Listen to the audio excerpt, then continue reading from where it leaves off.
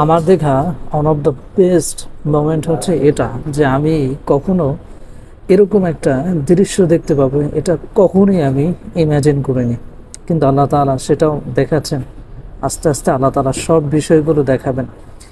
এই যে শিক্ষক, তিনি ঢাকা বিশ্ববিদ্যালয়ের একজন শিক্ষক ছিলেন, যে কিনা কোরআনে কারীম তেলাওয়াত করাকে উনি বন্ধ করে দিয়েছিলেন এবং এটাকে শোকজ জারি করেছিলেন। কিন্তু আহ, এই আওয়ামী শাসন বা এই দুঃশাসন পতন হওয়ার সাথে সাথে ওনাকে তো পদত্যাগ করতেই হলো। তার পাশাপাশি যে কোরআনে কারীমের তেলাওয়াত উনি বন্ধ করেছিলেন, সেই কোরআনে কারীমের তেলাওয়াত তার সামনেই করা হলো। সূরা ৩ তার সামনে তেলাওয়াত করা হলো এবং সে একেবারে নির্বাক হয়ে সেটা শুনছে।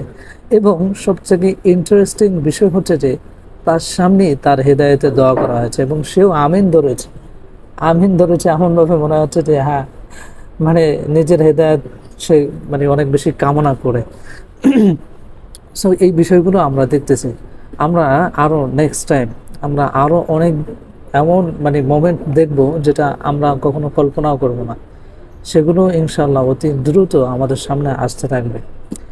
আর আরেকটা কথা হচ্ছে যে ঢাকা বিশ্ববিদ্যালয়ের কয়েকটা বিষয় সমস্যা হয়েছে। যেমন একবার শুনলাম যে আওয়ামী লীগের যে সমস্ত যে অঙ্গ সংগঠন ছিল, ছাত্রলীগ, তারা সেখানের কোরআনে কারীমের তেলাওয়াত এবং ইফতার পার্টি বন্ধ করে দিয়েছিল, এবং যেটা নিয়ে সোশ্যাল মিডিয়াতে অনেক বেশি আলোচনা হয়েছে।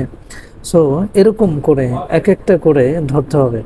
যে কোনো ইউনিভার্সিটিতে যে কোনো শিক্ষক যারা সেখানে ছাত্র আছেন, তারা তো অবশ্যই জানেন যে ইসলামের বিভিন্ন নীতিমালা নিয়ে, ইসলামের বিভিন্ন হুকুম আহকাম নিয়ে যাদের চুলকানি, তাদেরকে এরকম ধরে ধরে পদত্যাগ করার জন্য তাদেরকে বাধ্য করতে হবে।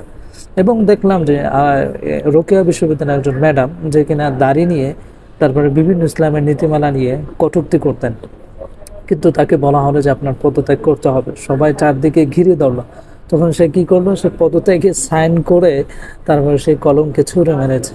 মানেন, কোনো সমস্যা নেই, আপনারা ক্ষমতার অপব্যবহার করেছেন। ক্ষমতা পেয়ে কোনটা কার ধর্ম, কার অনুভূতিতে আপনি আঘাত হানছেন আপনি কল্পনা করতে পারেন না। মানে আপনার যেটা মনে হচ্ছে সেটা আপনি বলে দিচ্ছেন, অথচ বাংলাদেশের সংখ্যাগরিষ্ঠ মানুষ হচ্ছে মুসলমান। সো তাদের ধর্মকে হেয় করে কথা বলবেন এবং এটাকে মনে করছেন যে এটা সর্বদা স্থায়ী হবে, এটা কিন্তু কোনোভাবেই সম্ভব না। সো এদের থেকে যেটা আমাদের শিক্ষণীয় বিষয় সেটি হচ্ছে যে কখনোই এই যে দুঃশাসন বা জুলুম নির্যাতন এটি স্থায়ী হয় না, বরং এটির একসময় শেষ হয় এবং এটি এমনভাবে শেষ হয় যে মানুষ হাসে। এমনভাবে এটার শেষ পরিণতি হয় যে মানুষ ভেবে উঠতে পারে না যে এরকমটাও হতে পারে। যেমন ফর এক্সাম্পল আমি আপনাদেরকে বলি, এই যে প্রধানমন্ত্রী, সাবেক প্রধানমন্ত্রী তিনি ছিলেন, আমরা কখনো কল্পনাও করিনি যে তিনি অ্যাকচুয়ালি এইভাবে পদত্যাগ করে পালিয়ে তারপরে চলে যাবেন। এটা আমরা কখনো কল্পনাও করিনি, কিন্তু আল্লাহ তাআলা আমাদের সামনে সেটি ঘটিয়ে দেখিয়েছেন। আরও অনেক বিষয় আছে যেগুলো আমাদের সামনে অবশ্যই ঘটবে এবং আমরা অবাক হয়ে যাব যে আল্লাহ তাআলা এগুলোও করতে পারেন।